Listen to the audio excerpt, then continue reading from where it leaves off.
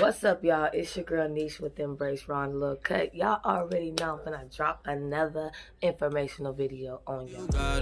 I need all that. Just miss your call, I got a call back. Where I met you is where I fall at.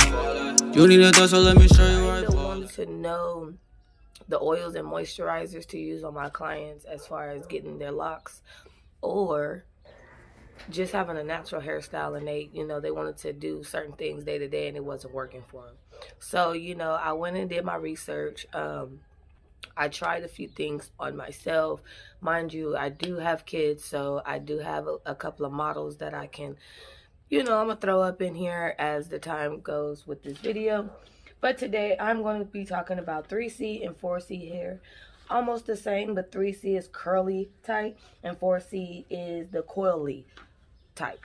So those oils that I use are Hawabi oil, tea tree oil, and argan oil. I use this in a drop because it is just more manageable for me. I have locks, so the droplets help me better. So I'm gonna be talking about these products and on a budget, where we can get them from, and just about how many days a month that I use them, or I would prefer to use them, just a personal preference. I don't know. When it comes to putting things on my body or in my hair or anything, I tend to do a little bit of more research, only because if you sweat or if you don't sweat, or if you're doing things and you don't do things, like certain people have different aspects on what they should use due to those, routines in their life. You still want to be able to do what you want to do. Okay, so all the products that I've ever used on as far as oils are argan oil, tea tree oil, Hawabi, hair growth, Jamaican black castor oil, shea butters as moisturizers, and I've also used grapeseed oil. So where do I get these from? I've gotten them from Walmart, Target, beauty supply stores around Bakersfield. I know there's one called Amen. I know we got one called Beauty Connections on Weibo. We got one called Nikki's Beauty Supply on Ming. So, there's a few. You just got to look them up a little bit.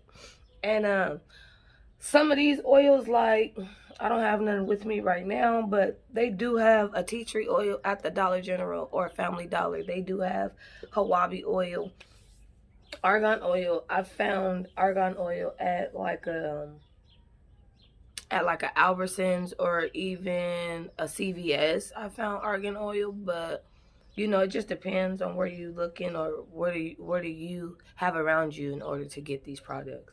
But mind you, they are on a budget, so you can still find oils at like the 99-cent store, the Dollar Tree. They have oils there too. So how do I use these oils?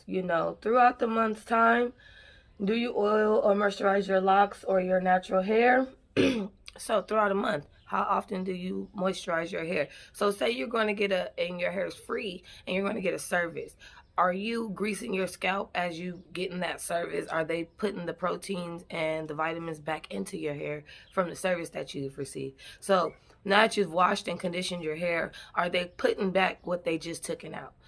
Are they using a Clarity shampoo, or are they just using a shampoo to nourish or volumize the hair? You kind of got to know in between what they're using too, so that way you know what to oil your hair with or moisturize your hair with for the upkeep of it.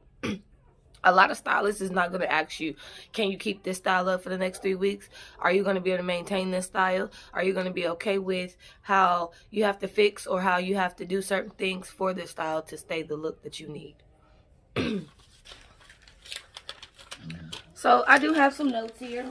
That's what I'm reading off of, y'all. I do have my notes. And I will be letting y'all know. So for me, I like to separate my hair into fours, the old school way. And I take my drops down my scalps and I do it. And I kind of massage that in. My my tea tree oils is good for fungus fighter and dry scalp. So I typically just rub that in my hand and you know, lavish that all up in there. But mind you too, my hair be wet. So if you're going for a more natural look and you don't have locks, and say you're one of them people that likes their afro, or, you know, they like to just wear their hair down, maybe you're getting a silk press or something, these oils still will help you throughout that service, because you need those proteins back in your hair, and you want that volume, and you want your natural curl pattern as well. You don't want it damaged. Then I would still use some of these oils. As far as like braids and stuff like that, I use something called Live, only because it's like a form of a leave-in conditioner. It just kind of melts onto the hair, because as you do know, your scalp is your heat zone. So whatever you're putting on the scalp, it's gonna like melt anyway. So if you're at a phase 2, phase 3 for your hair to be growing out, and you know you've already passed a couple of stages, then you would realize that when you put that conditioner in your hair, it kind of stays there, and it kind of like builds up, and you don't have the, what is it, like movement in your hair that you would like, but it's there, you know. So separate the hair, you know, run my fingers through it, small amounts of oils in the palm, rubbing motion into the scalp, into the hair, you know, you do your thing or whatever. And that's basically it. You have to find out what type of oils is good for your hair. And it's not the fact that it's what type of oil is good for your hair. It's where's your hair? What stage is it at? Are you at a fro right now, like a 2-3 inch fro, and you're trying to get past the mid shaft, which is after, you know, you have your root, and then you have your mid shaft, and then you have your ends. So if you're at the stage of where you have 2 inches, 3 inches of root, now you're working on the mid shaft, which is almost called like it's like a pipeline when you feed your hair. You know what I'm saying? So you just kind of got to make sure you taking care of what's on your scalp. You know, you kind of got to make sure that's clean. No dandruff and debris of any sort. You know, we sleep well. I know I do for a fact. So you kind of got to make sure that that's in there.